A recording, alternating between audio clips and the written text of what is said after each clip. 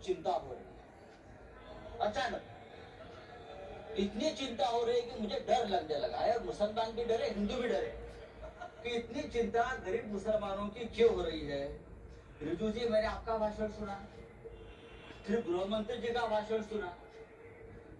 मुसलमानों की इतनी चिंता बैरिस्टर जिना भी नहीं करते थे। बैरिस्टर मोहम्मद अली जिना ने भी कभी इतनी चिंता मुसलमानों की नहीं की थी, वो आप कल से कर रहे हो। मुझे तो लगा कि बैरिस्टर जिना का कब्र से आत्मा उठकर अपने शरीर में घुस गया। ऐसा मत करो। हमें पहले लगता था कि हम सब मिलकर एक हिंदू राष्ट्र बना रहे हैं, लेकिन आपका भाषण ये आपके सब देखकर मुझे लगा आप हिंदू पाकिस्तान बनाने जा रहे हो।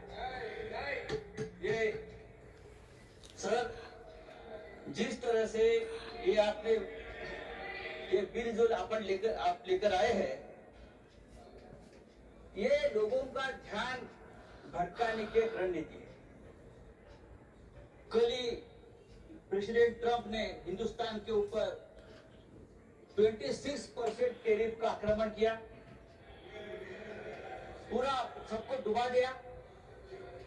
तो ये असली मुद्दा जो है, उसी दिन आपने ये बिल लेकर आए, उसी दिन डाइवर्ट करने के लिए, उसी दिन चर्चा होनी चाहिए थी कि ये बिल जो प्रेसिडेंट ने जो ट्रंप ने जो टैरिफ लगाया, उसे हमारे देश के ऊपर क्या प्रभाव पड़ेगा, हमारी अर्थव्यवस्था गिरेगी, हमारा रुपया गिरकर मर जाएगा। ऐसी बहुत सी बातों का तो ध्यान जनता सोच रही थी। तो आपने ध्यान हटा दिया और हिंदू मुसलमान के मुद्दे पर वापस अपने ध्यान ला कर दिया। जब भी बेरोजगारी, महंगाई, आर्थिक मुद्दे आते हैं, तो आप इस प्रकार के धार्मिक मुद्दे लेकर आते हो और 2 दिन, 4 दिन, 5 दिन चर्चा आप कर लेते हो। सर, गरीब मुसलमानों की बात आप लोग कर रहे हो, करोड़ों गरीब मुसलमानों के हित की बात आप कर रहे हो। आपको मुसलमानों की चिंता कब से होने लगी? कि आप ही लोग हैं मुसलमानों को चोर बोलते हो, आप ही लोग हैं मुसलमान आपकी जमीन छीन लेंगे, आपके गले का मंगलसूत्र खींच लेंगे, आपके गाय बैल उठाकर लेके जाएंगे। मुसलमानों के महाराष्ट्र में मुसलमानों के मटन के दुकान से आप मीट मत खरीद लीजिए, मुसलमान देशद्रोही है, टेररिस्ट है, बटेंगे तो कटेंगे।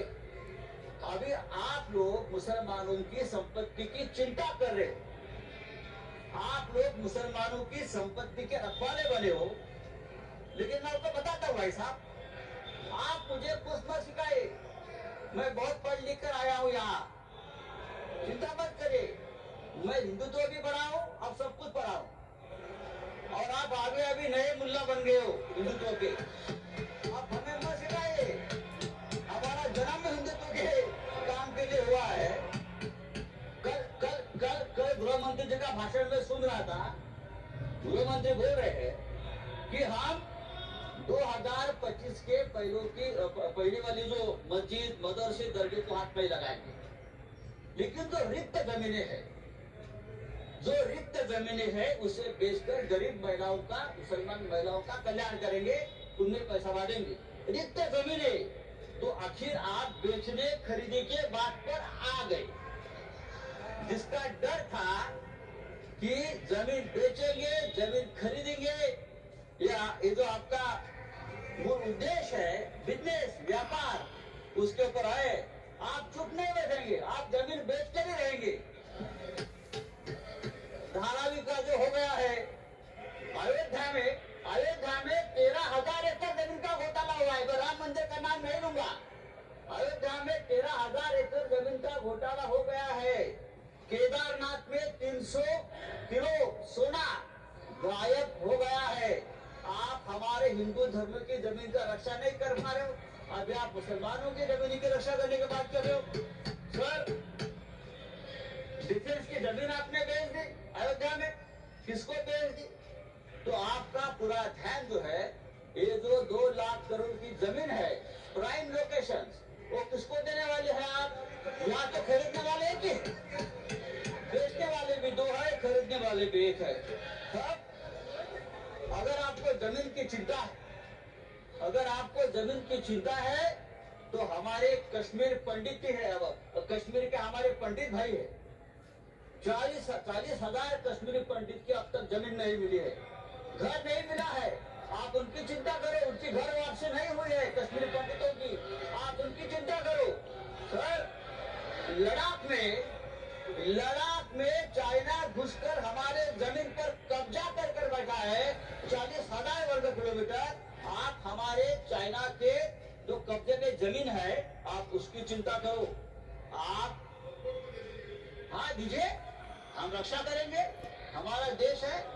तो ये जो आपने बिल लाया है संजय जी, ये जो आपने बिल लाया है वो आपका उद्देश्य साफ नहीं है। आप वो जमीन का व्यवहार करना चाहते हैं। अभी तो बड़ी बड़ी बातें, मीठी मीठी बातें आप करते हो, लेकिन आप व्यापारी लोग ऐसे ही करते हैं, मीठी मीठी बातें करते हैं और फिर ये सब बेच कर आप जाते हैं नीरव मोदी जैसे जो आपके ही लोग हैं, विजय मल्ल्या, मेहुल चोकसी। पैसा